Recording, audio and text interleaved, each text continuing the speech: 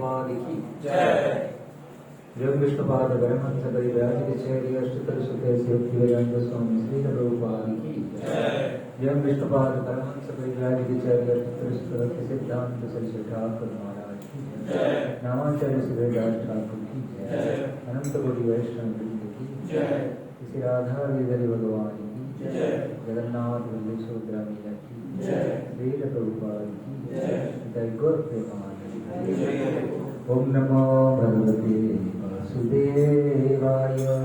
ओम नमो भगवते वासुदेवाय। ओम नमो भगवते वासुदेवाय। ओम नमो भगवते वासुदेवाय। ओम नमो भगवते वासुदेवाय। ओम नमो भगवते वासुदेवाय।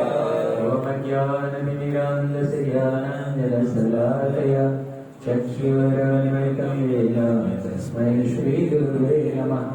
श्रीचैतन्यमनोभीष्टं स्थापितं येन भूतले स्वयं रूपा कदा मह्यं ददाति स्वपदान्तिकम्। वन्देऽहं श्रीगुरो श्रीयुतपदकमलं श्रीगुरुं वैष्णवांश्च श्रीरूपं साग्रजातं सहगना रघुनाथान्वितं तं सजीवं साद्वैतं सावधूतं परिजनसहितं कृष्णचैतन्यदेवं श्रीराधा कृष्णमादान् सगणललिता श्रीविशाखान्वितं हे कृष्ण करुणा सिन्धु दीनबन्धु जगत्पते गोपेश गोपिकान्त श्री राधाकान्त नमोस्तुते। तप्तकाञ्चन गौरांगी राधे वृन्दावनेश्वरी वृषभानुसुते देवी प्रणमामि हरिप्रिये। पश्चात्तपतरुभ्यश्च कृपा सिन्धुभ्येव च पतितानां पावनेभ्यो विष्णुवेभ्यो नमो नमः।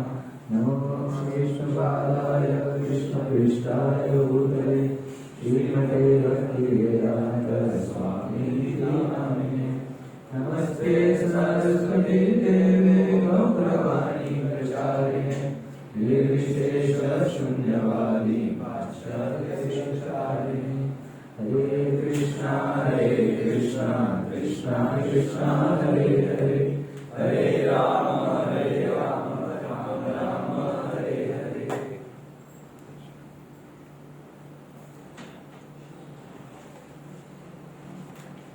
हरे कृष्णा।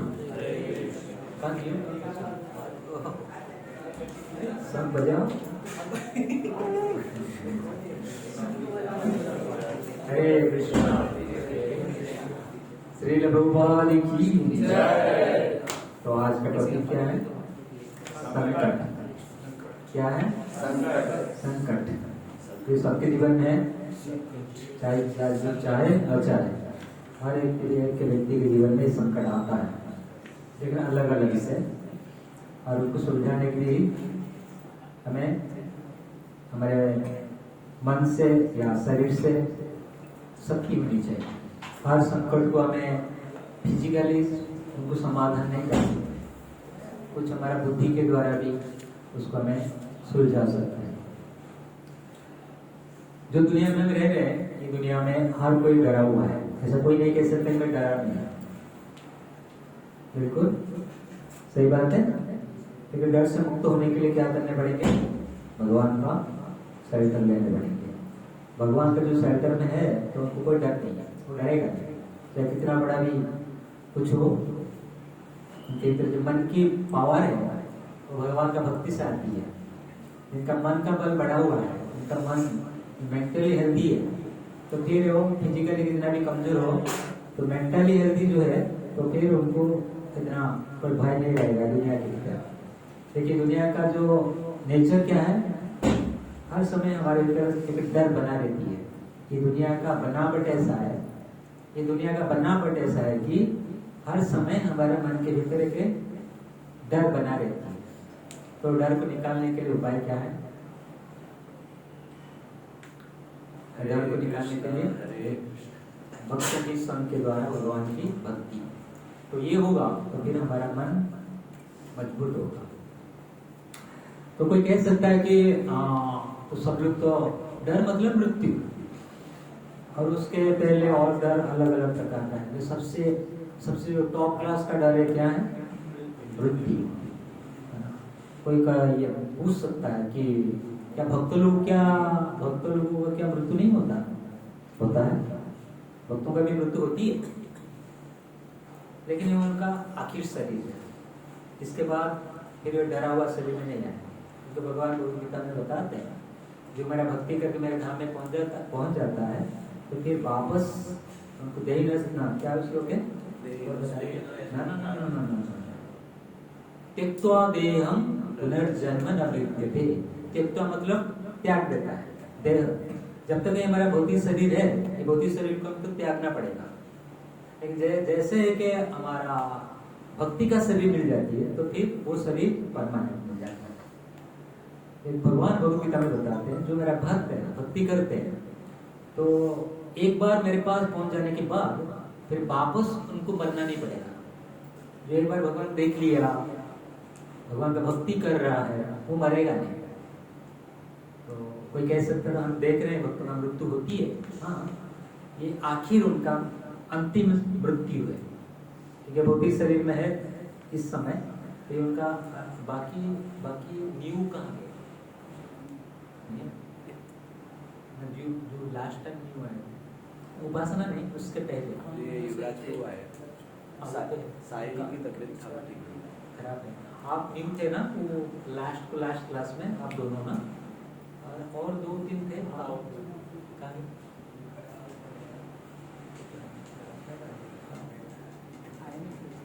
उपासना आए थे।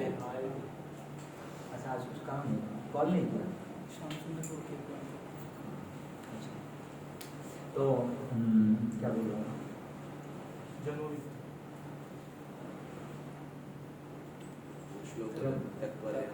हाँ, एक बार कोई भगवान के पास पहुंच जाता है, तो फिर उनका मृत्यु नहीं होती है।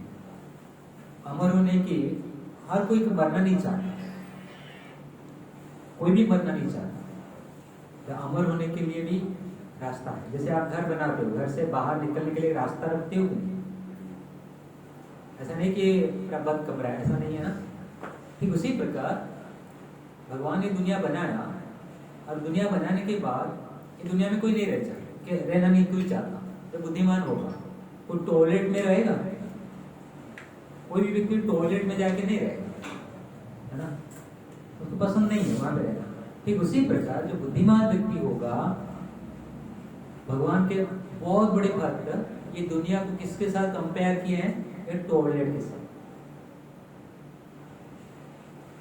ये दुनिया को भगवान के बहुत बड़े भक्त है, वो टॉयलेट के साथ कंपेयर किया। जिस प्रकार कोई व्यक्ति टॉयलेट में जाता है, वहां पर अधिक समय नहीं रहता, वो अच्छे जगह में वापस निकल के आ जाता है। ठीक उसी प्रकार ये भौतिक दुनिया में जो आया है, जो बुद्धिमान होगा वो ज्यादा समय यहाँ पे नहीं रहेगा, वो कोशिश करेगा उनको एक अच्छे स्थान चाहिए। क्योंकि ये टॉयलेट के साथ क्यों कंपेयर किया गया है? क्यों? सारे गंदे काम होता है टॉयलेट में, व्यक्ति जब क्या करता है गंदगी निकलने के लिए, तो यहाँ पर ये दुनिया के सारे गंदा काम होता है ना। जितने सारे गंदे काम ये दुनिया में होता है, तो जो बुद्धिमान व्यक्ति होगा वो गंदे ये दुनिया में नहीं रहना नहीं चाहिए।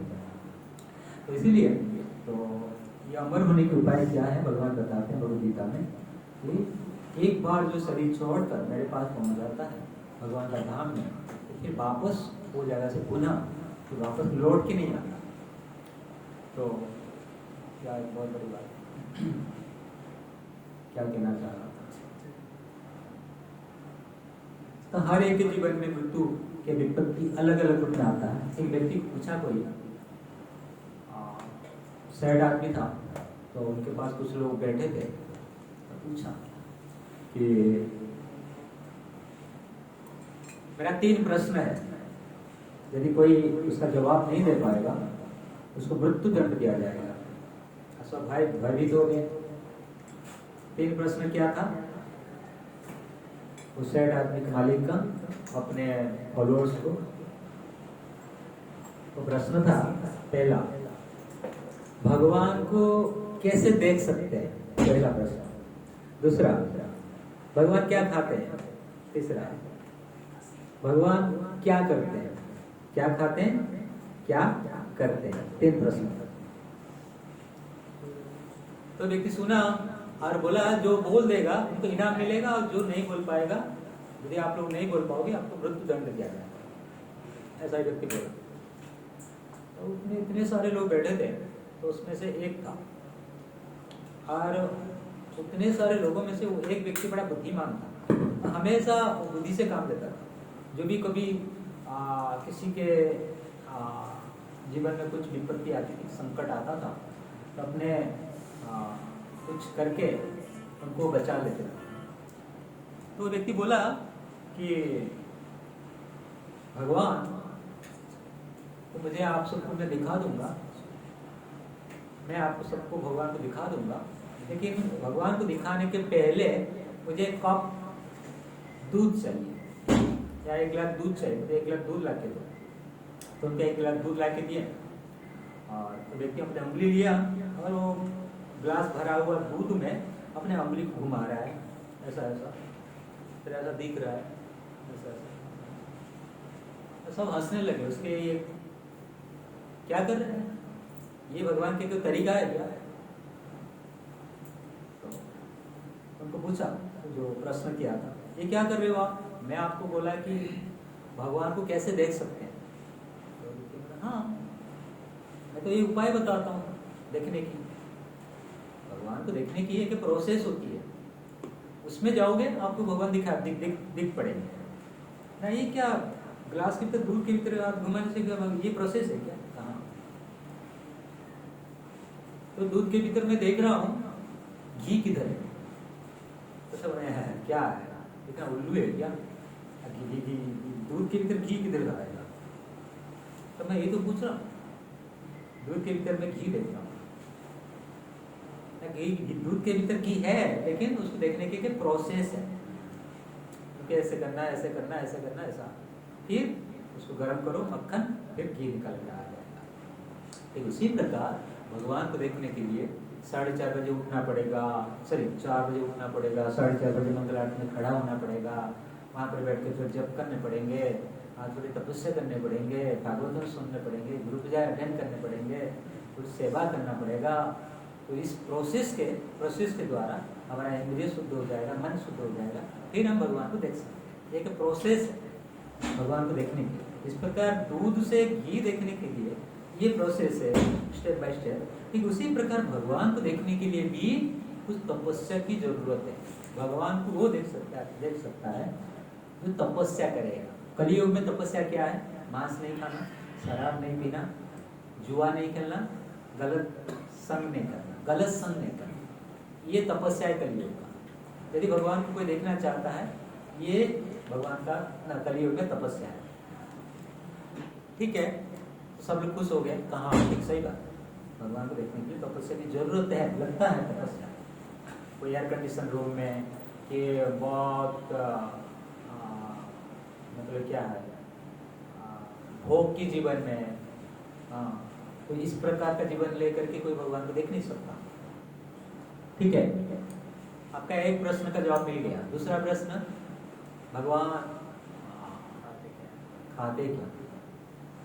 तो व्यक्ति बोला, भगवान व्यक्ति का अहंकार को खाते। रावण का अहंकार को खा गया, शिशुपाल का अहंकार को खा गया, जितने सारे बड़े बड़े तो रिचेस्ट पर्सन, तो धनी लोग हैं, तो वो लोग का बड़े अहंकारी थे, वो लोग का भगवान व्यक्ति का अहंकार को खाते। ताली बजा।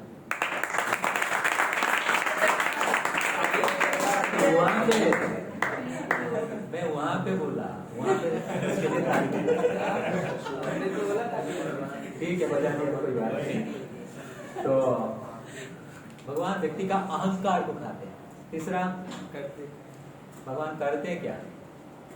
जो मालिक बैठा था ऊंचा आसन पे, और वो जो जवाब दे रहा था नीचे, तो बोला भगवान, उसने प्रश्न किया फिर, तो तीसरा प्रश्न है कि भगवान करते क्या। तो उन्होंने बोला, आप यहाँ से आ जाओ, आप मेरे जगह में आ जाओ, मैं आपकी जगह में आऊँगा, तब जाके मैं बताऊँगा भगवान करते क्या। तो व्यक्ति सब डर गए, क्या कर रहा है, क्या बोल रहा है, क्योंकि बहुत बड़ा धनी व्यक्ति है, ये कि सर्वेंट जैसे काम व्यक्ति है, तो बोल रहा है कि आप मेरे जगह में आओ, मैं आपके जगह में आऊँगा। तो ये क्या जवाब है। तो वो व्यक्ति जो बैठा था प्रश्न करने वाला, तो ठीक है, तो अपने आसन से उठा और आ गया इसके जगह पे, और ये गया उसका जगह। और वहाँ पे जाने के बाद उनका परमिशन दिया कि आपका सीट में मैं बैठ सकता हूँ, हाँ बैठ जाओ। तो बोला तो बैठ गया, उनका सीट में बैठ गया। बैठने के बाद बोला भगवान यही करते हैं, ऊपर वाला को नीचे गिराते हैं, नीचे वाला को ऊपर उठाते हैं, ये भगवान का दूसरा, हाँ भगवान यही करते हैं। तो कहने की बात है कि जब मृत्यु आती है, व्यक्ति निश्चित रूप से मृत्यु से बचने के लिए कोई उपाय करता है, लेकिन ये दुनिया के भीतर कोई उपाय काम नहीं करता, लेकिन एक ही उपाय काम करेगा। यदि कोई भक्तों की संग कर लोगे, सिर्फ प्रभुपाद जी, क्योंकि ये बात में कुछ साल पहले देखा था कि प्रभुपाद जी के डिसाइपल थे, मायापुर में रह रहे थे, ये अभी का थोड़े समय पहले, और वो जीवन भर भगवान प्रभुपाद जी का बुक डिस्ट्रीब्यूशन कर रहे थे, वितरण कर रहे थे। समय आया और वो ऐसे ही लेटा पड़ा था, तो बस अभी जाना है उनको, भक्त लोग चारों तरफ से बैठे थे, तो अचानक को प्रभुपाद आवाज की, मृत्यु के समय शरीर छोड़ने के पहले प्रभुपाद जी का आवाज की। जैसा ही प्रभुपाद जी का नाम लिया, तुरंत प्रभुपाद जी वहां पर खड़े हो, और प्रभुपाद जी दर्शन करते करते वो भगवान के धाम में गए, और प्रभुपाद जी उसको साथ में लेके गए। तो यही है, यदि हमें मृत्यु से बचना चाहते हैं, रास्ता दो, या कोई भक्त को पकड़ो, नहीं तो भगवान को पकड़ो, बस मृत्यु से रक्षा हो जाएगा। परीक्षित महाराज क्या किया था, जब उनके माँ के गर्भ में था तो अश्वत्थामा ने ब्रह्मास्त्र चला दिया था, और वो समय ब्रह्मास्त्र ऐसे एक अस्त्र है जिनको लक्ष्य करके छोड़ा जाएगा वही व्यक्ति को ही मारेगा, वापस फिर बाद में वो वापस आ जाएगा। जो व्यक्ति, इतने सारे लोग बैठे हैं, भक्त बैठे हुआ, जिनको वो ब्रह्मास्त्र छोड़ने वाला, जिनको अपना उनका टारगेट बनाएगा, जिनको मारने की इच्छा करेगा, उसी के ऊपर प्रयोग करेगा, छोड़ेगा उसके ऊपर, और इतने सारों में से उसको मारेगा जिनको लक्ष्य करके छोड़ा है। अब उनका लक्ष्य क्या था, अश्वत्थामा का, अभिमन्यु का पत्नी का नाम क्या था,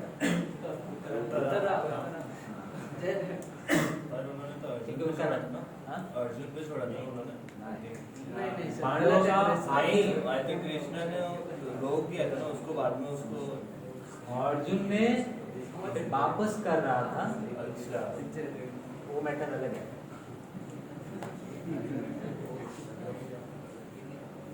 तो ब्रह्मास्त्र छोड़ा, अभिमन्यु की पत्नी उतरा के, एक प्रकार, क्योंकि ब्रह्मास्त्र जिसके पे छोड़ा जाता है, ब्रह्मास्त्र कोई फैल नहीं होता है, वो काम करके ही आएगा। और अभिमन्यु की सॉरी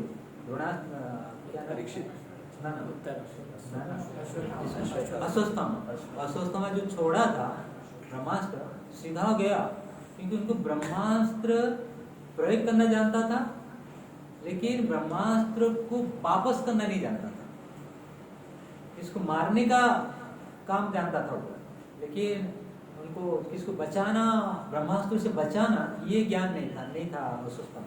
लेकिन अर्जुन को था, अर्जुन प्रयोग करना जानता था, और यदि कोई उनको आज्ञा दे तो ब्रह्मास्त्र को अपने तुणीर में वो ब्रह्मास्त्र वापस लेके आना भी, ये ज्ञान था उसको, लेकिन अश्वत्थामा को नहीं था। जो अश्वत्थामा छोड़ा तो सीधा, क्योंकि ब्रह्मास्त्र काम करके ही आएगा, वो फैल नहीं जाएगा, तो गया और उत्तरा के गर्भ को मार दिया। और उत्तरा के गर्भ में कौन था, परीक्षित परीक्षित। जब भगवान गए भगवान उसी समय पूरा कौरवों को पांडवों को रात देके अपने घर वापस जा रहे। उस समय उत्तरा ने देखा कि एक बहुत बड़ा तपाया हुआ कुछ एक बहुत बड़ा आग है, और ऐसे आ रही है और सीधा उनका घर में प्रवेश किया। घर में जो प्रवेश किया और तो वैष्णव संतान था ना, मतलब भले गर्भ में बालक था लेकिन वो भगवान का भक्त था। और भगवान भगवद गीता में बताते कि मेरा भक्त का कभी विनाश नहीं होता, ना मैं भक्त प्रणश्यति, मेरा भक्तों का विनाश देख नहीं सकता। भगवान ये घोषणा की है। जब ब्रह्मास्त्र गया और उत्तरा के गर्भ में वो बालक को मार दिया, जला दिया।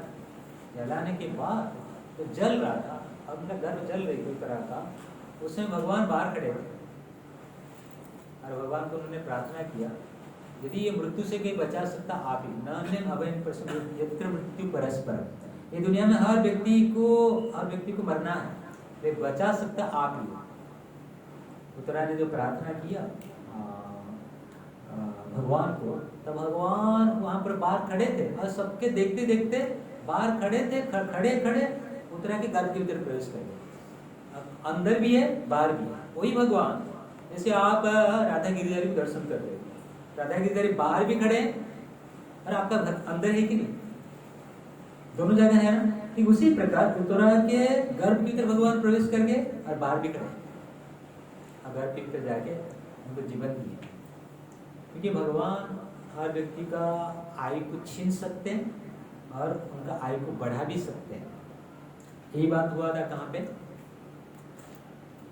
कुरुक्षेत्र मैदान में। जब कौरवों को देखे भगवान ने, केवल देखते ही सारे कौरवों का आयु को कम कर दिया। आयु कम होता है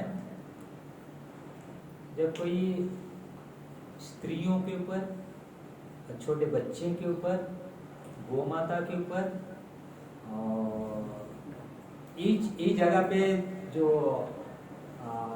मतलब अपना जुल्म दिखाता है, शक्ति प्रयोग करता है, तो फिर उनका आयु कम हो जाता है। तो देखा हमारे गांव में एक व्यक्ति था, वो दारू पीता था, दारू पी के, और था एक सरकारी व्यक्ति, वो गवर्नमेंट ऑफिसर था, ये दारू पीता था।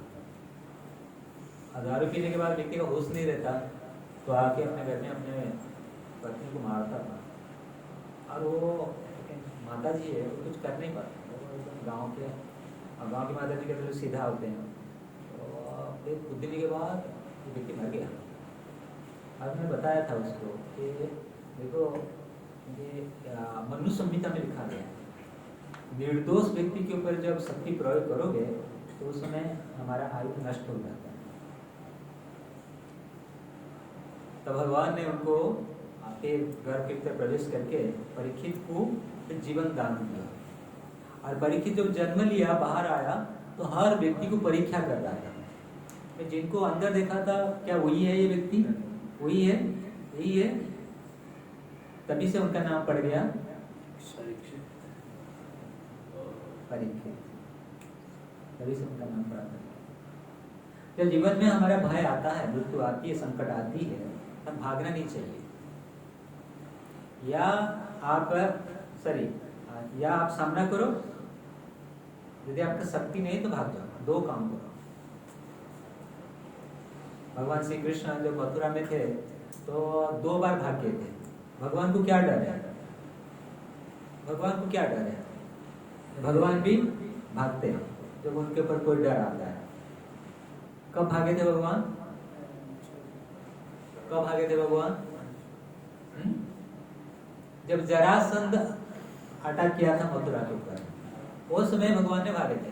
दूसरा, काल जबन करके जो व्यक्ति है, जो जरासंध का मित्र था, वो अटैक किया था, उस समय भी भगवान भाग गए थे। तो जरासंध को डर के भाग रहे थे भगवान श्री कृष्ण। भागे क्यों? क्योंकि वो समय सारा दुनिया के भीतर अननेसेसरी, अनवांटेड लोग बहुत बढ़ गया था। जो लोग की धरती पर जरूरत नहीं है, ऐसे लोग बढ़ गए। ऐसे जो लोग का जरूरत नहीं है, ऐसे लोगों को सफाया करने के लिए भगवान श्री कृष्ण ने जरासंध का पूरा टीम को मार देता था, लेकिन जरासंध को छोड़ देता था। इसीलिए कि ये बदमाश जाए, फिर सारे बदमाश को इकट्ठे करके फिर लेके आते हैं पास। मैं इधर बैठे सारा बदमाश को सफाया करें। इसीलिए भगवान ने जरासंध को बार बार रिपीट परास्त कर रहे थे और उसको छोड़ देते थे। इसीलिए कि मैं कहाँ कहाँ घूमते घूमते सारे बदमाश को ढूंढूं, इधर बैठूंगा, ये सबको लेके आएगा मेरे पास, फिर मैं इधर आगे काम बढ़ा दूंगा। तो इसीलिए भगवान ने जरासंध को मतलब भाग दिए थे उनका रण, इसलिए उनका नाम पड़ा क्या है, रणछोड़। आज जब भगवान मथुरा लीला कर रहे थे उस समय और एक था जबन, किसको कहते हैं, काल जबन किसको कहते हैं, जबन किसको कहते हैं, 1000 चंडाल का 1000 चंडाल और एक जबन, 1000 चंडाल और एक ही जबन, मतलब 1000 चंडाल एक ही जबन के साथ समान है। 1000 चंडाल को लो और एक जबन व्यक्ति लो। अब ये जबन क्या है, जो गोमांस भक्षण करता है और जो धर्म का विरोध करता है उसको जबन कहते हैं। और ऐसे एक व्यक्ति था काल जबन। ऐसे जबनों को प्रभुपाद जी ने भगवान के भक्त बनाया। अमेरिका में क्या था, तो गोमांस भक्षण करने वाले, भगवान को निराकर मानने वाले, ऐसे लोगों को प्रभुपाद जी ने तो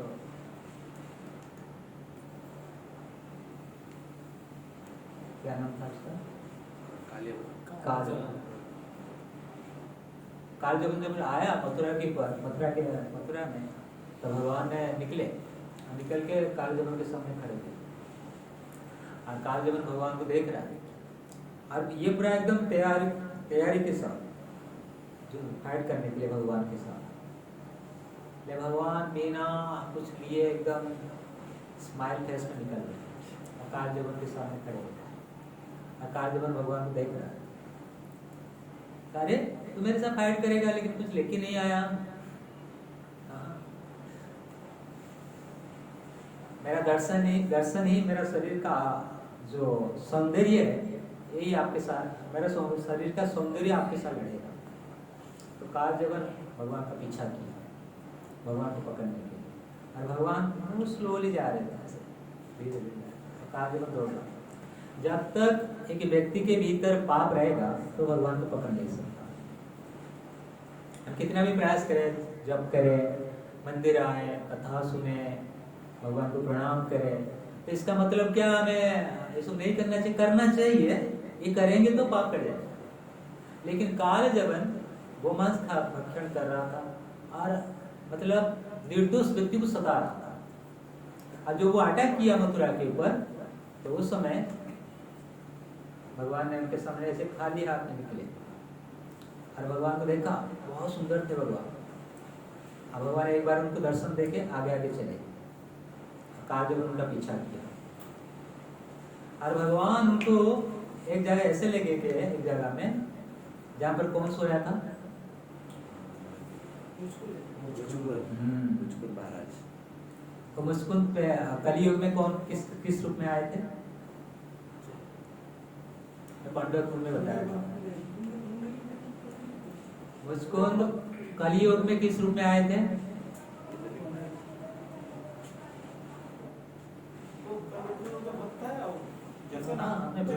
पंडरपुर में वो भक्त है, बताओ बताया था, पुंडलिक महाराज। ये द्वापर युग में ये पुंडलिक महाराज ये मुचकुंद थे। मुचकुंद ऐसे एक व्यक्ति थे, जब उस देवता लोग बुलाते थे वो ऐसे शरीर में जाते थे, जैसे हमें अमेरिका जाते हैं, हमें फ्लाइट का टिकट लेके जाते हैं, तो उनको ऐसा और कुछ उपाय के द्वारा नहीं जाना पड़ता था, बस ऐसे इच्छा किए उनको वो लोग बुलाए और वो ऐसे चला गए।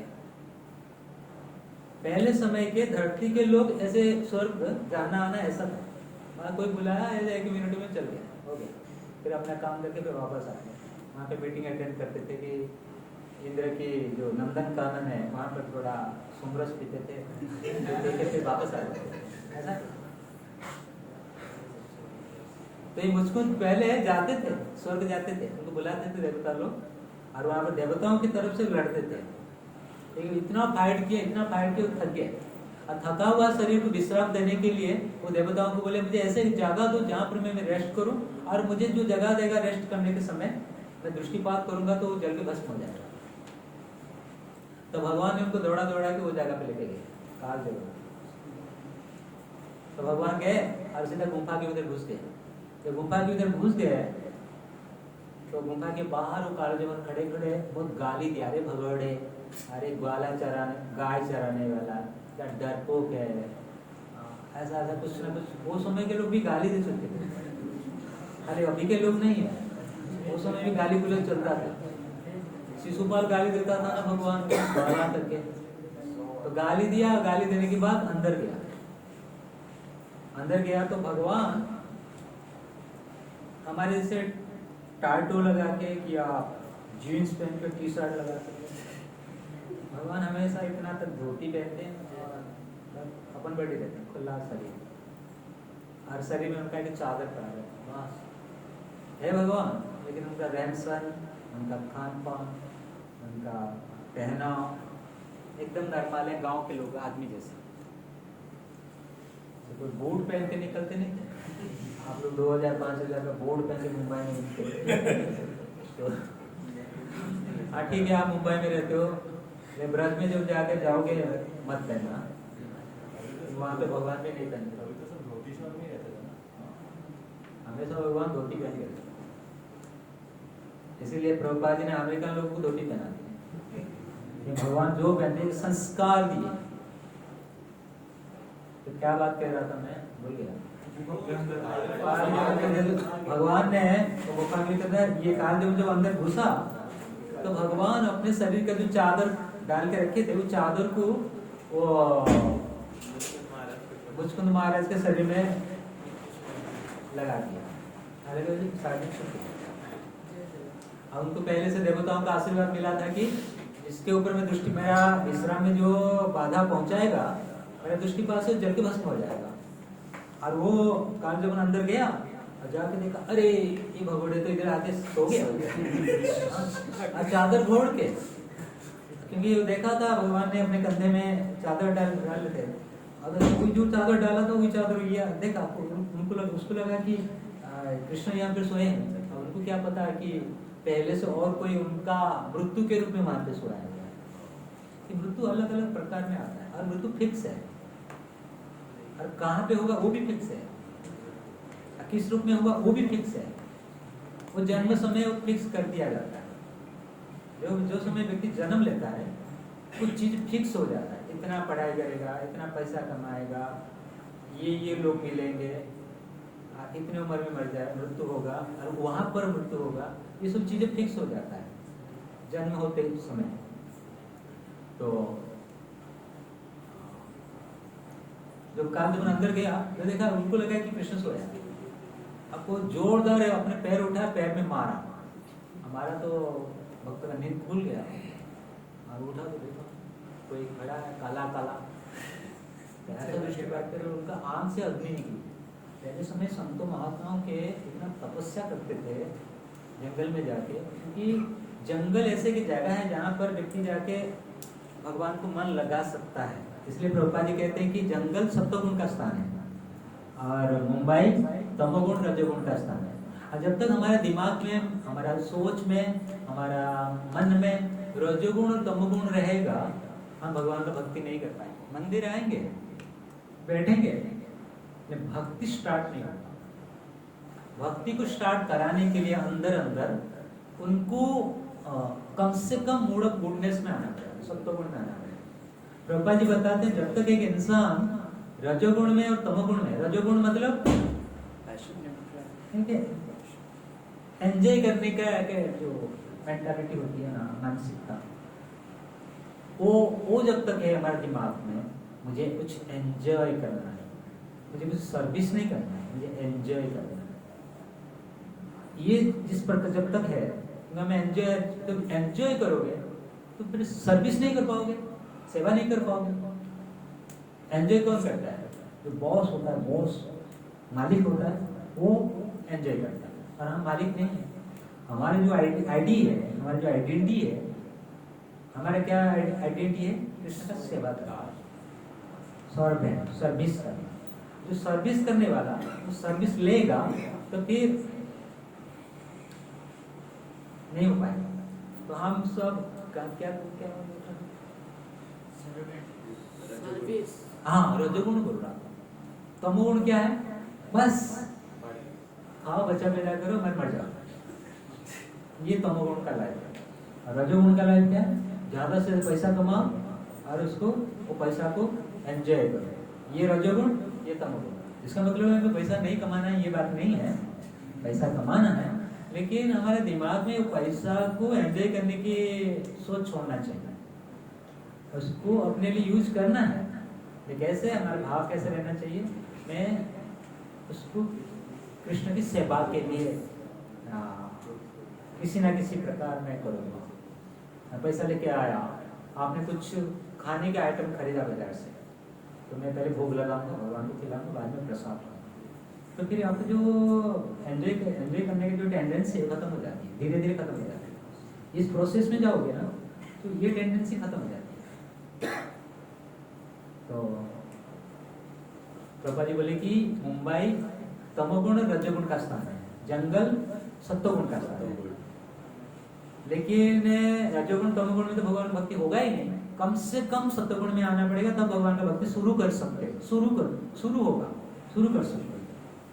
लेकिन काम भगवान को मिलने की और एक गुण होता है, वो है शुद्ध सत्व, जो कि ये मंदिर है। मंदिर जो होता है ये भगवान को पाने की जगह है, और जंगल जो होता है भक्ति शुरू कर सकते, शुरुआत की जगह है। जंगल भक्ति का शुरुआत की जगह, शहर भूल जाओ, भगवान को भुलाने की जगह। शहर जो है, जो वातावरण है, आप निकल जाओ क्या क्या देखोगे। तो शहर जो है भक्ति को भूलने की जगह, जंगल जो है भक्ति का शुरुआत की जगह, मंदिर जो है भगवान को पाने की जगह। प्रभुपाद जी बताते, तो एक प्रकार प्रभुपाद जी बताते हैं मंदिर एक प्रकार वैकुंठ है। जो मंदिर है ये वैकुंठ है, वो हमारा चेतना रहना चाहिए। हाँ, ये मैं वैकुंठ में रह रहा हूँ।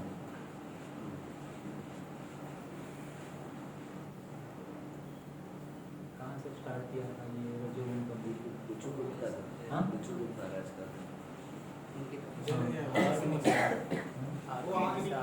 पहले ऋषि लोग तो मार दिया ना, तो हाथ से निकला तो जल गया। तो जल जाने के बाद भगवान जो छुपे थे साइड में वो बाहर आए। तो बाहर आने के बाद, क्योंकि एक बार ही आप इस्तेमाल कर सकते हो, आपका तपस्या का शक्ति जब किसी के ऊपर प्रयोग करते हो आपका तपस्या नष्ट होता है।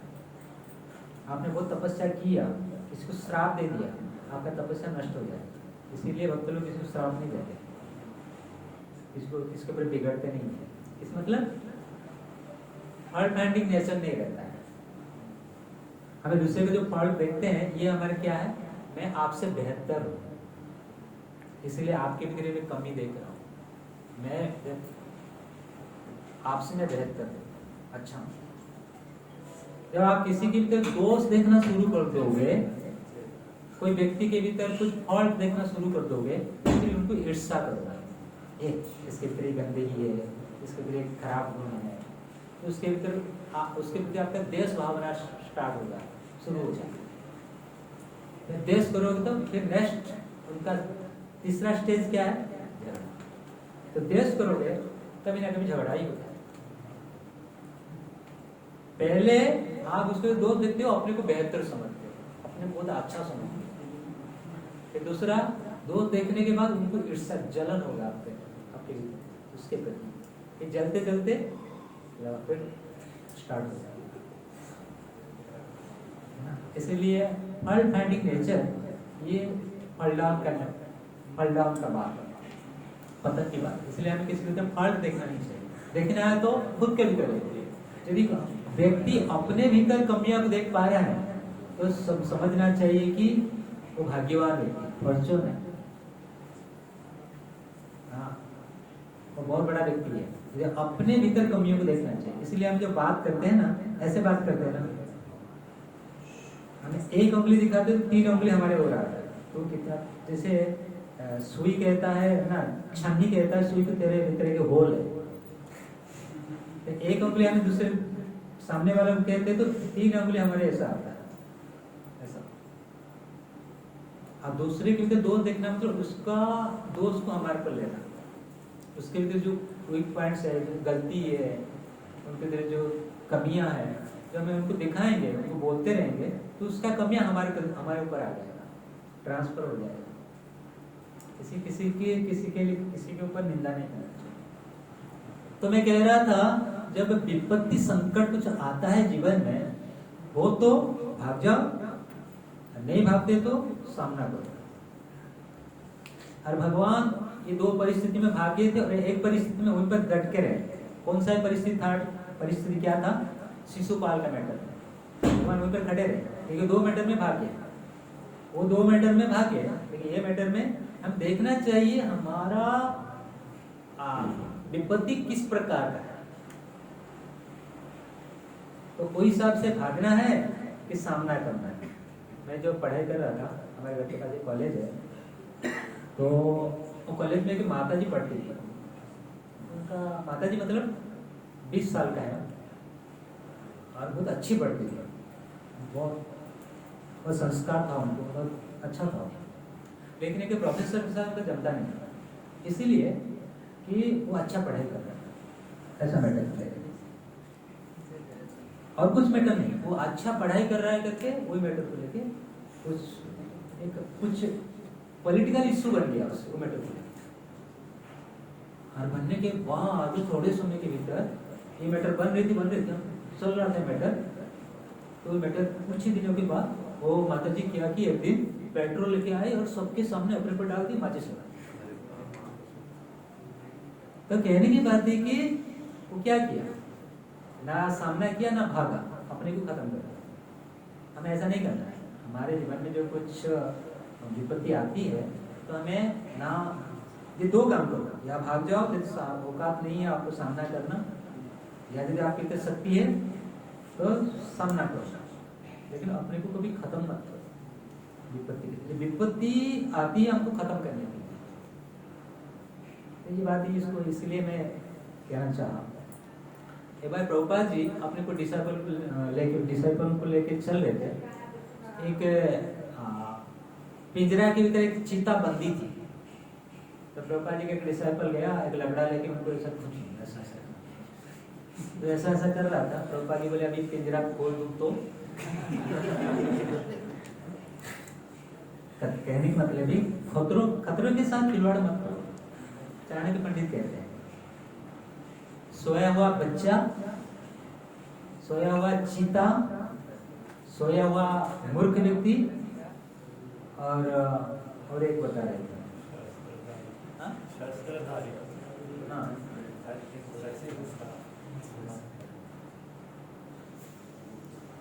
सोया हुआ सांप। ये लोग कोई जगाना है। सोया हुआ सांप को जगाओगे वो उठ कर काटेगा। और जो बच्चा सोया हुआ है ना, उसको जगा दो तो पूरा घर में मुसीबत खड़ा करा देगा। छोटे बच्चे सोते हैं ना, उसको कभी जगाना नहीं। और सोया हुआ सांप को कभी हाथ मत लगाना, वो उठेगा काटेगा। और सोया चीता को उठाओगे तो क्या करेगा, गले काटेगा। और क्या बोल रहा था, और मूर्ख व्यक्ति सोया है, उनको सोने रहना देना चाहिए। तो उसको जगा दोगे तो आपको ये आपके जीवन में समस्या ला देगा। चाणक्य पंडित कहते हैं, चाणक्य नीति में वहाँ पे लिखा कि ये चारों को कभी जगाना पड़ेगा। तो सोए तो अच्छा शांति, जगाने जाओगे तो मुसीबत खड़ा हो जाएगा। भगवान भगवद गीता में बताते हैं कि कौन सा श्लोक है, मात्रा स्पर्शास्तु कौन्तेय शीतोष्ण सुख दुखदा आगम पाइनो नित्यस्ताम तितिक्षो वार्ता। किसको पता है इस श्लोक? 3 4 बताओ। मात्रा स्पर्शास्तु कौन्तेय शीतोष्ण सुख दुखदा आगम पाइनो नित्यस्ताम तितिक्षो वार्ता। हरि बोल।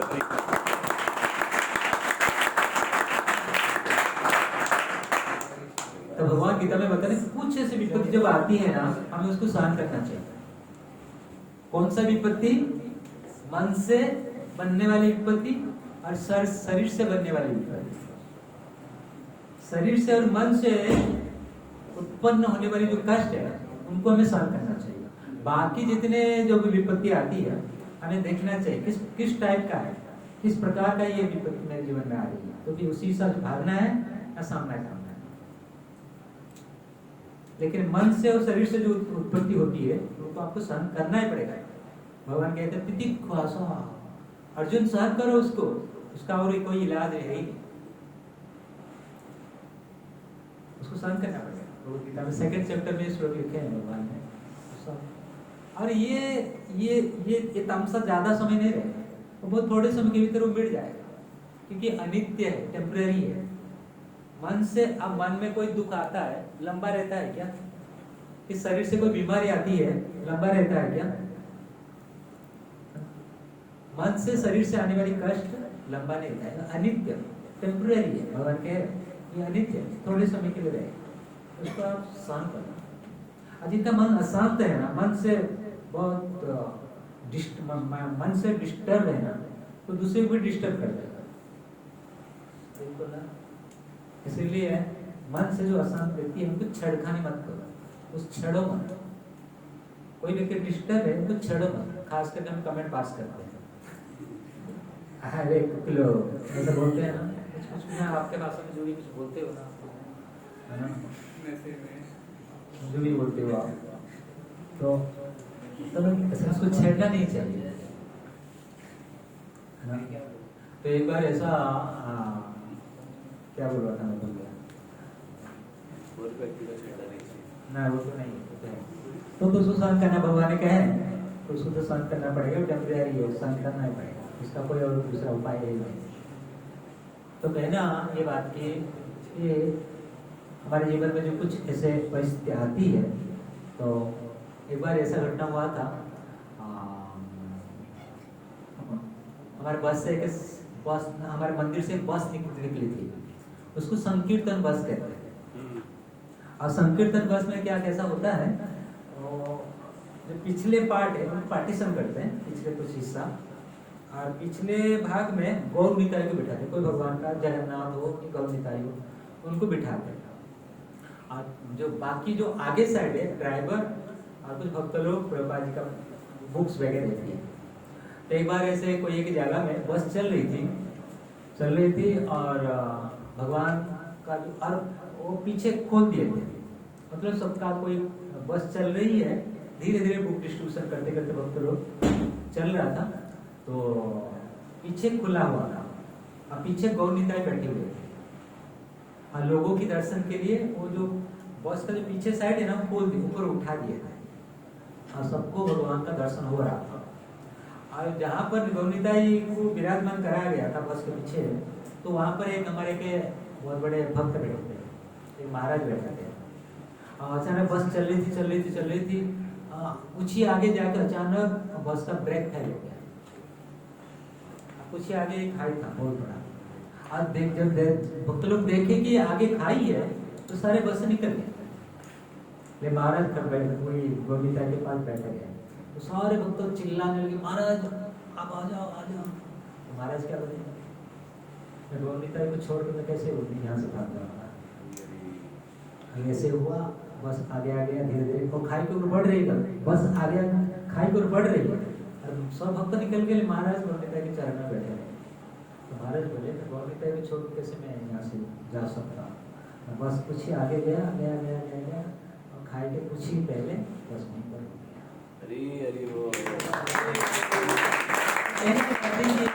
विपत्ति आती है, तो एकमात्र रास्ता है भगवान या भगवान के पास।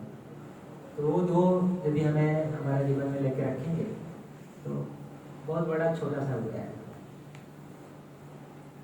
आज भक्ति करोगे, भगवान एक शक्ति देंगे कैसे परिस्थिति का सामना करना है।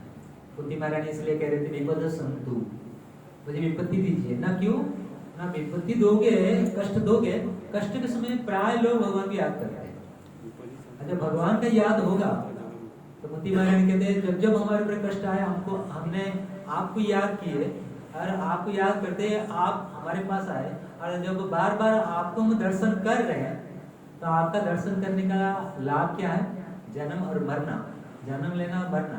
तो दोनों से बाहर निकल जाना। भगवान का दर्शन, भगवान का भक्ति का ये लाभ है। भगवान का दर्शन और भगवान का भक्ति का ये लाभ है कि आप जैसे ही भगवान का स्मरण करो, भगवान का स्मरण करो, भगवान का भक्ति करो, भगवान का दर्शन, कुछ भी कोई ये करो, तो उसका लाभ है जन्म और मृत्यु की जो चक्र है, ये चक्र से अपने को बाहर निकालना। तो प्रभुपाद जी बताते हैं कि एक बार एक व्यक्ति हॉस्पिटल में एडमिट था, तो डॉक्टर को रिक्वेस्ट कर रहा था कि डॉक्टर साहब मेरा बहुत काम बाकी है, यहाँ पे फैक्ट्री चल रही है, यहाँ पे मेरा कारखाना शुरू करना है, और यहाँ पे मेरा कंपनी है, और बहुत काम करना है मुझे, सिर्फ 1 साल देगा, 1 साल के बाद फिर जो हो जाए मैं मानने के लिए तैयार हूँ। सिर्फ 1 साल मुझे कैसे भी करके कुछ भी करके मेरे बचा लेना। डॉक्टर ने क्या बोला, 1 साल क्या, 1 सेकंड है हमारे हाथ में। मरते समय देखते हो ना, कभी लोग ये हॉस्पिटल में दौड़ते रहते हैं। अब आप कभी कभी देखे होंगे, एक सांप है, एक मेंढक को पकड़ता है, एकदम से निकल नहीं जाता, उसको धीरे धीरे तड़पा के निकलता है, और वो समय ची ची ची आवाज करता है। तो उसी प्रकार आखिर मोमेंट में एक इंसान का ये हाल होता है। एम्बुलेंस में लेटा पड़ा रहता है, इतना दर्द, इससे क्या सारा हाल, ये हॉस्पिटल। लेकिन जब सांप मेंढक को पकड़ता है और धीरे धीरे निकलता है, उनको धीरे धीरे अपने अंदर खींचता है सांप मेंढक को, तो उस समय जो मेंढक के सामने एक मक्खी आ जाए, मक्खी ना, वो मेंढक मुंह खोलेगा और उस मक्खी को पकड़ेगा और खा लेगा। वही हाल हम सब। मृत्यु के समय भी इंसान कुछ भोग करना चाहता है, यदि वो भक्त नहीं है। ये हमारा परिस्थिति है। तो इसीलिए तो अभी से हमें अभ्यास करेंगे भक्ति का, तो फिर आखिर मोमेंट में ये परिस्थिति का हम सामना कर पाएंगे। नहीं तो हरे कृष्णा कृष्णा कृष्णा हरे हरे, हरे राम राम राम हरे हरे। प्रश्न कुछ पूछो। पता नहीं कंग्रीगेशन क्लास में और ठीक से बोल रहा था, अभी थोड़ा प्रसाद खा के आ गया। जब मैं प्रसाद खाता हूँ क्लास ठीक नहीं होता है।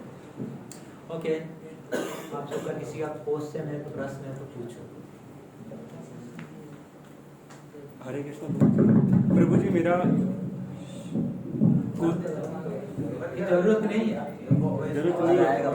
बंद करो।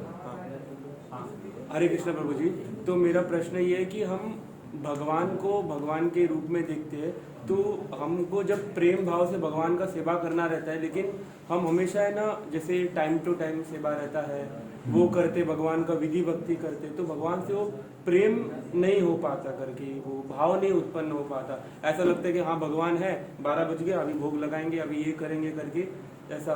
तो भगवान से प्रेम कैसे उत्पन्न हो? हाँ, ये हठात ही किसी को प्रेम नहीं कर सकते। पहले मुलाकात होता है, थोड़ा रिलेशन बनाते हैं, बात करते हैं, फिर कई बार मिलते हैं, फिर लेन देन होता है ना। आपस में आपको एक न्यू है तो उनको आज ने आपने देखा, प्रेम हो जाएगा। शादी करके आते आते अपने पत्नी के प्रति प्रेम हो जाएगा, है ना। तो साल भर लगेगा ना, तो सेवा करेगी, कुछ आपको देगी तो आप दोगे, ददाती प्रतिगृणाती होगा, तब जाके कि प्रेम के रिलेशन बनेंगे। हाँ, तो आज तक तो प्रेम होता नहीं, कोर्ट में होता है प्रेम। सीधा एकदम डिवोर्स, सीधा एकदम डिवोर्स, वही प्रेम। आजकल का प्रेम नहीं है। तो इसलिए भगवान को प्रेम करना है तो एक दिन में नहीं होगा। तो भगवान के प्रति प्रेम हो, इसलिए लोगों को वो तपस्या करना पड़ता है जंगल में जाकर। कितना तपस्या करना पड़ता है। भक्त, इस्कॉन के भक्त देखो, रोज 3 बजे 3:30 बजे उठते हैं, रोज एक दिन भी एब्सेंट नहीं है। रोज मंगल आरती जाते हैं, रोज जपा करते हैं, रोज भागवत सुनते हैं, रोज दूध पूजा करते हैं, है ना। घंटों 2 घंटा बैठ के मंदिर में जपा करते हैं, ये तपस्या है। तो तपस्या करोगे भगवान को पाने के लिए, भगवान को प्रेम करने के लिए, वो तपस्या में भगवान खुश होके प्रेम करने की एक शक्ति देंगे। धीरे धीरे भगवान का सेवा करेंगे, भगवान का से बुक डिस्ट्रीब्यूशन करेंगे, है ना, और प्रभुपाद का मिशन को बढ़ाने के लिए कुछ काम करेंगे, प्रचार करेंगे। नेक्स्ट प्रभु जी, जैसे आप पता है कि मृत्यु के समय जो मनुष्य रहते बहुत तकलीफ में रहता है। मृत्यु के समय जो मनुष्य है, जो भी आदमी है, वो तकलीफ में रहता है। तो समझो तो हर कोई रहता है मृत्यु के समय, तो तकलीफ हर कोई रहता है। तो ऐसे ही कोई आदमी है जैसे उसने अपने जीवन में कुछ अच्छा करना है, चारों नियम तोड़े हुए, तो मृत्यु के समय आखिरी समय कुछ बोल भी नहीं पा रहा है, और वो व्यक्ति को हम ऐसा ऑफर किया हुआ तुलसी माला पहना दी, तो कुछ बोल भी नहीं पा रहा, तो क्या उसको पता भी थोड़ी कृपा हो जाएगी? सारे जीवन भर उल्टा किया है काम, और आखिर मोमेंट में उन्होंने आपने कुछ तुलसी कुछ ऐसा चीज चढ़ा दिया, तो थोड़े बहुत लाभ होगा कि इतना तो कुछ होगा ही नहीं, थोड़े बहुत। तो उसके लिए कुछ भगवान का एक बार एक व्यक्ति था, हाँ कुछ ऐसे जब करके उसके लिए ऐसा प्रार्थना करके वो बोल हाँ, उसके लिए कुछ कर सकते हैं आप। मान लो कुछ काम किया, आप उनको, मान लो आपने एकादशी व्रत किया, वो एकादशी व्रत का जो पुण्य बना वो आप उनको दे सकते हो। इस प्रोसेस में आप उनके लिए कुछ कर सकते हो, कि उनके लिए कुछ दान कर सकते हो। तो तीर्थ में जाके है बंद करो, तीर्थ में जाके कुछ कर सकते हो। एक बार ऐसा व्यक्ति हुआ था, तो एक व्यक्ति ने वो तो ये तो कुछ किया ही नहीं। एक बार एक व्यक्ति हुआ था कि उन्होंने सारा जीवन बहुत अच्छा से किया कुछ भगवान के लिए, धाम में गया, सब कुछ किया, लेकिन मृत्यु के समय कोको कोला से गया। उनका बेटा उनके बगल में बैठा था, तो बोला कि पिताजी सारा जिंदगी कितना अच्छा काम किए, भगवान का सेवा वगैरह, वृंदावन गए, बहुत काम किए, फिर आखिर समय में कोको कोला ये क्या है? तो उसी समय रास्ता में एक भक्त जा रहे थे, महाराज। तो उनका बेटा बोला, महाराज इधर थोड़ा आएंगे? तो महाराज आगे हम घर आगे बोले, आज जब आगे तो उन्होंने बोला कि पिताजी ने सारी जिंदगी बहुत अच्छे काम किए, बहुत सेवा किए, दान दिए, तीर्थ स्थान में गए, भगवान का पूजा भी किए, ये सब किए, लेकिन इस समय लास्ट में ये कोको कोला कह रहे हैं। तो कोको कोला कह रहे थे, तो महाराज ने बोले कोको कोला कह रहे हैं ना, उनके मुंह में तुलसी दल और गंगा जल डाल दो। जैसे उनका बेटा ने उनका पिताजी के मुंह में तुलसी दल गंगा जल डाल दिए, सीधा राम राम कहते कहते राम का धाम चले गए।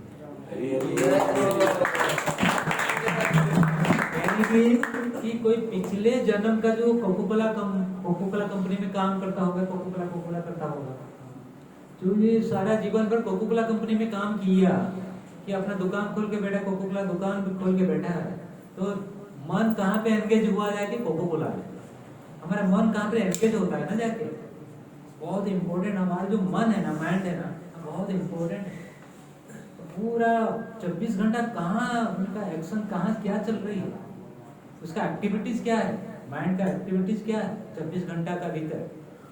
जो भगवान ने 24 घंटा बनाया, वो 24 घंटा के भीतर हमारा माइंड का एक्टिविटीज क्या है? कभी हमने सोचा, कभी देखा हमारा माइंड को क्या सोच रहा है, क्या पढ़ रहा है, क्या मन में भी हम देख पा रहे हैं, है ना? इधर बैठे बैठे हमारे को देख पाओगे मन के द्वारा, मन का आँख कितना बड़ा है, कितना तेज है। मन में कुछ भी सोच सकते हो, कुछ भी कर सकते हो, मन में कुछ भी कर सकते हो। तो अलग है कि कलियुग में मन में खराब करोगे, सोचोगे, पाप नहीं लगेगा। लेकिन इसका मतलब है पाप सोचते रहोगे मन में, फिर कर ही लोगे। ये सोचना ही नहीं है, पाप तो लगेगा नहीं मन में, लेकिन सोचते सोचते वो फिर एक्शन में आ जाएगा। पहले थिंकिंग में रहेगा, फिर एक्शन में आ जाएगा। इसीलिए मन में जब आता है वही से उनको हटाओ, भगाओ। कि माइंड इतना स्ट्रांग है ना, तो मन ज्यादा करके ऐसी चीज को पकड़ता है, अच्छी चीज को कहाँ पकड़ता है? प्राय सबका मन का हालत ऐसा ही है, ज्यादा से ज्यादा बुरे चीज को मन कैच करता है। कहाँ कितना अच्छी चीज को कैच करता है, देखो अच्छी चीज कैच करता है, हमारा जीवन बहुत कितना हाई स्टैंडर्ड को। हाँ बताओ कौन बोला? आप समझ गए? आपने बोला मन अच्छी चीजों में लगा, कैसे मतलब एक्चुअली ना मन ऐसा भागते ही रहता है, हरदम कुछ ना कुछ खाना भी चलता है। बिल्कुल, ये सबका मन की हालत है। कितने बड़े बड़े का ये मन का बहुत बड़ा रोल है यहाँ पे हमारे जीवन के भीतर। हमारे जीवन के भीतर मन का बहुत बड़ा रोल है। इसीलिए एक राजा ने भक्त ने कहे थे, सवै मने कृष्ण पदार विद्य। कौन बात कर रहा है क्या? सवै मने कृष्ण पदार विद्य। पहले आपका मन को भगवान का चरण में हमेशा लगाओ, ध्यान कराओ। माइंड को हमेशा भगवान का लोटस फीट में एंगेज कराओ, हमेशा। आप धीरे धीरे आप ऊपर उठते हो भगवान का, फिर लोटस फीट से लेकर ऊपर जो उठाते हो आपका मन इनबैलेंस हो जाता है, तो फिर ऊपर उठो मत, वही उनके लोटस फीट में रहो। ऐसे भगवान के जो भक्त होते हैं भगवान के लोटस फीट में रहना चाहते हैं, अपने माइंड को लगा के रखना चाहते हैं, और वही से उनका बहुत बढ़िया भक्ति होती है। एक्चुअली कैसे सर लोगों की ना जो दिन भर का स्केड्यूल है ना, काम है या जो भी कोई स्ट्रेस की वजह से ना कभी ना अच्छी या बुरी तो अपनी जगह पे आते हैं, पर नेगेटिविटी बहुत वो कैच करता है। ये तो मैं अभी बताया ना, बहुत सारे गंदगी को जल्दी पकड़ता है मन। जो है ना हमारा मन की हालत ऐसा, अब भक्तों लोगों का और जो गंदगी है, गंदगी के भीतर जो सोना पड़े वो सोना को उठा लेते, कमल गंदगी को नहीं लेते, गंदगी को टच नहीं करते। एक बार एक व्यक्ति था, दो भक्त जा रहे थे, तो ये माता जी डूब जा रही है पानी में, तो एक ब्रह्मचारी, दो ब्रह्मचारी, एक ब्रह्मचारी बोला, अरे डूब रहा है, अरे गुरु जी मना किया स्त्री को छूना नहीं है, लेकिन वो सुना नहीं, कूद पड़ा पानी में और माता जी उठाए किनारे पे पहुंचा। अरे तू छूया, तू छूया, तू छूया, अरे मैं तो छूया, तू लेकिन तू तो तेरा मन में बिठा लिया। एक बार मुझे जस्ट टच किया, अरे मेरा याद ही नहीं है मैं किसको टच किया, अरे बात तो है ही नहीं मेरे माइंड में। एक ने बोला, दूसरा बोला, अरे तू छूया, अरे मन में लेके चल रहा है, वही बात को मन में लेके चल रहा है, तू उड़ जाएगा, मन में लेके चल रहा है। और प्रभु जी जो लोग सुसाइड कमिट करते हैं, suicide is the extreme position, जो लोग सुसाइड कमिट करते हैं, मेरे ख्याल से सुसाइड करना सबसे स्ट्रॉन्ग बात है। लाइक हमारे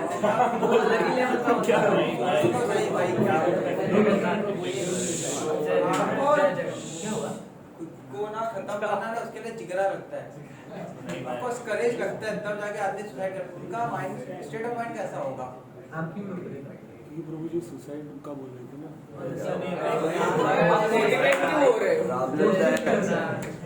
मतलब जो सुसाइड कमिट करता है, सुसाइड करने के लिए ना जिगरा लगता है, करेज होना चाहिए इंसान में, तब जाके वो मरेगा, या तो मरेगा या तो मारता है। हाँ। दोनों फेस मतलब दोनों कंडीशन में इंसान के पास ना करेज होना चाहिए। वैसे लोगों का जो सुसाइड कर रहा है उसका दो चीजें, करेज भी है और किसी चीज से हारा है, सोसाइटी से या किसी चीज से, उनका माइंडसेट कैसा होगा? वो कैसे क्यों सुसाइड कर ले रहा है? ये कैसे है ना, आपका ये जो क्वेश्चन है ना, ये सबका अलग अलग कैसे है।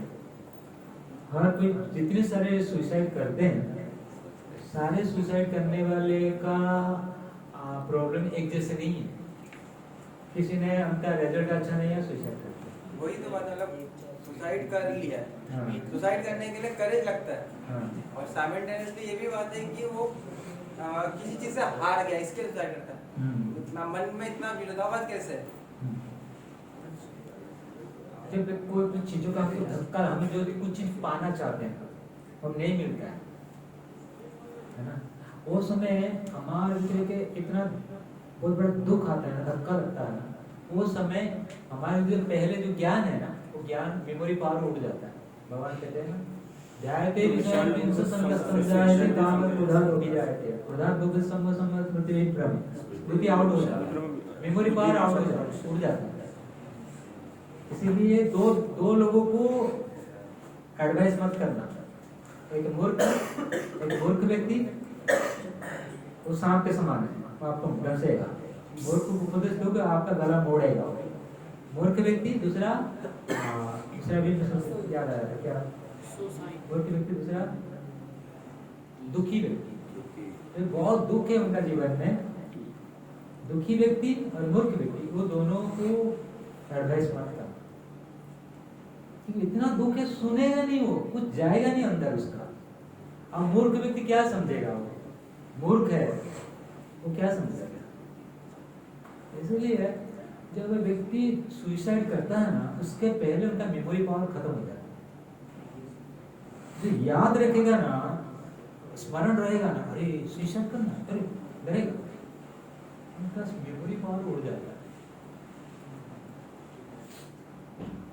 हर व्यक्ति सुसाइड करता है जब तमोगुण में आता है। तमोगुण मतलब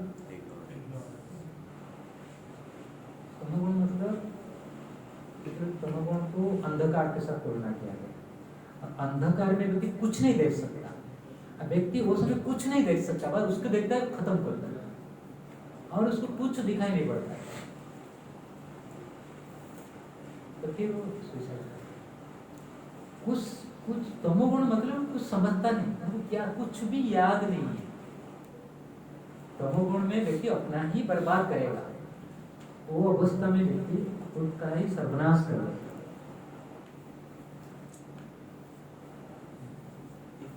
कोई व्यक्ति मर्डर करता है, मर्डर के बाद उसको फांसी मिलेगा ना, तो इसको याद है फांसी मिलेगा, मर्डर करता है ना। अब ये नया बात नहीं कि वही मर्डर किया, उसके बाद भी मर्डर होता है, उसके बाद भी मर्डर होता है, आज भी मर्डर होता है। तो किसी मर्डरर को फांसी नहीं मिला, गोली नहीं लगाए, जेल में बंदी नहीं किए, सबको पता है ना, तो मेमोरी कहाँ उड़ जाता है? वो ये चीज याद क्यों नहीं रहता? वो तो दूर की बात है। आपने समोसा खा लिया रास्ता में, उठा के जा रहे थे, रास्ता से उठाया, बेच रहा था कोई, उठा के समोसा खा लिया।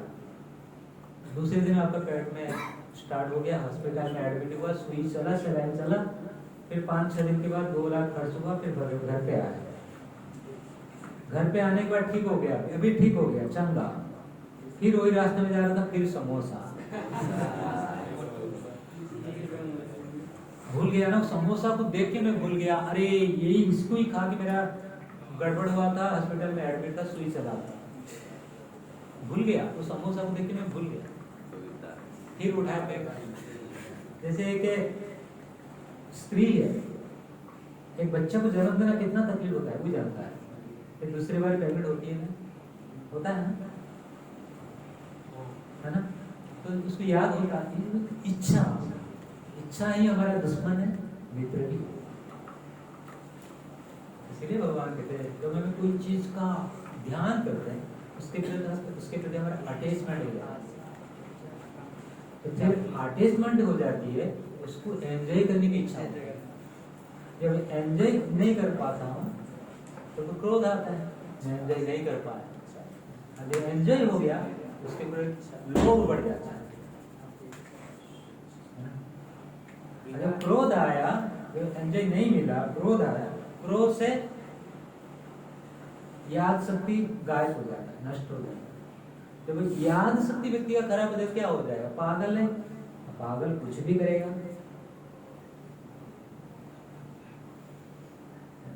इसलिए जो सुसाइड करते हैं ना, जो मर्डर करते हैं ना, जितना सारी गलती काम करते हैं ना, उस समय उनका दिमाग काम ठिकाना में नहीं रहता है।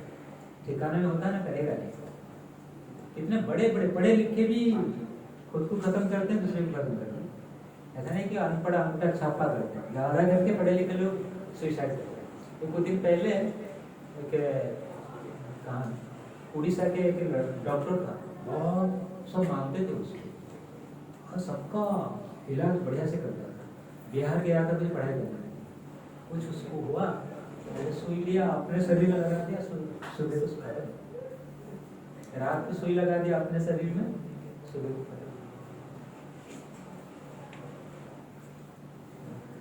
सुसाइड केसेस जो है ना आजकल कॉमन हो गया। इन लोगों की भी इतना इच्छा बढ़ गई ना, लोगों के भीतर इतनी इच्छा बढ़ गई ना, अपने जो बैलेंस नहीं रख पाते, मन को कंट्रोल में रख पाते। तो माइंड कंट्रोल में नहीं होता है, फिर नेक्स्ट स्टेप जो है बर्बादी है। ध्यान रखना, माइंड जो कंट्रोल में नहीं रहेगा ना फिर बर्बादी है, सामने आता है। इसीलिए बड़े बड़े भक्तों ने कहा कि मन ही सारा समस्या है ना, तो मन को भगवान में लगाओ। होता नहीं ना, अभ्यास करो। गीता में भगवान कहते हैं अभ्यास, बार बार वहां से हटता है फिर लगाओ, फिर निकलता है फिर लगाओ, बार वहां से हटता है ना, क्योंकि मन का नेचर है, बार वहां से हटेगा। अच्छी चीज से हटेगा बार, इसमें बार वहीं पे लगाना है। तो बार एक अच्छी चीज करेंगे ना, उससे कुछ फल आएगा। ठीक है, इसलिए आप सबको मैं बताऊंगा। कभी हमारे ग्रुप में आपके साथ एक बैठा था, क्या नाम था? गोपाल। हाँ, कितना हंसता हुआ उनका चेहरा था, कितना जवान था, 18-19 साल 20 साल का लड़का है ना। तो यहाँ पे एकादशी में आया और भगवान का दर्शन किया। भगवान का दर्शन किया, तो दर्शन करने के बाद किसका एसोसिएशन जाके किया?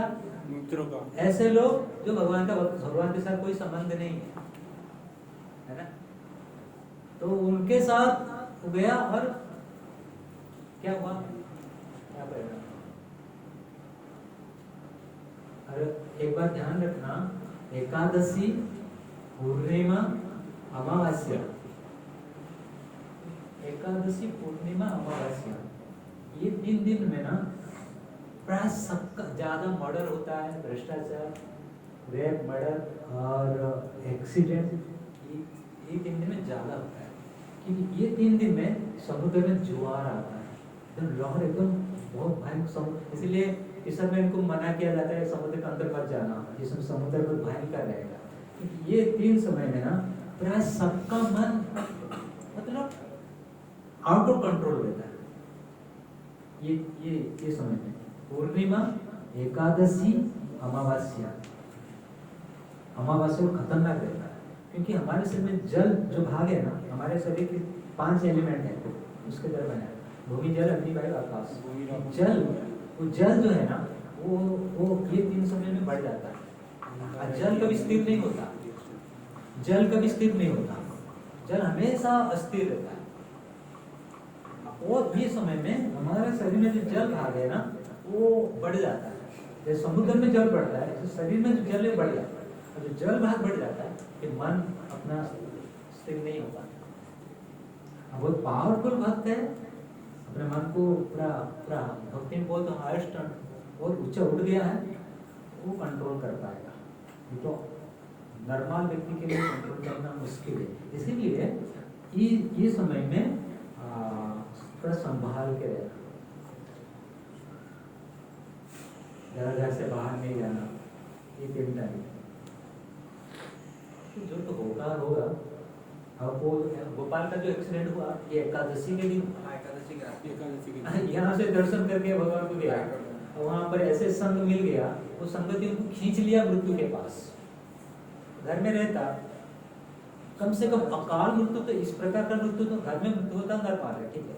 इस प्रकार जो सड़क के ऊपर मरना बाय एक्सीडेंट, ये मतलब हद की बात हो। क्यों हुआ? गलत एसोसिएशन जो मिल जाती है ना हमको, तो फिर हम मृत्यु का नजदीक चले जाते हैं। व्यक्ति को अंत करता है उनका कर्म।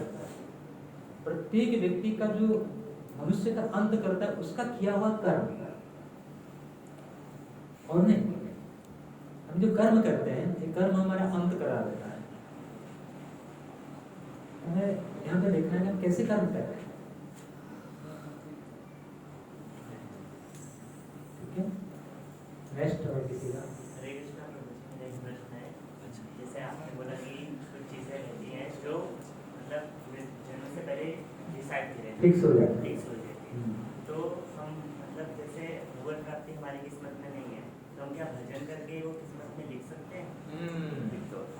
मैं ये बात को बोलने के लिए भूल गया, पूछ लिया।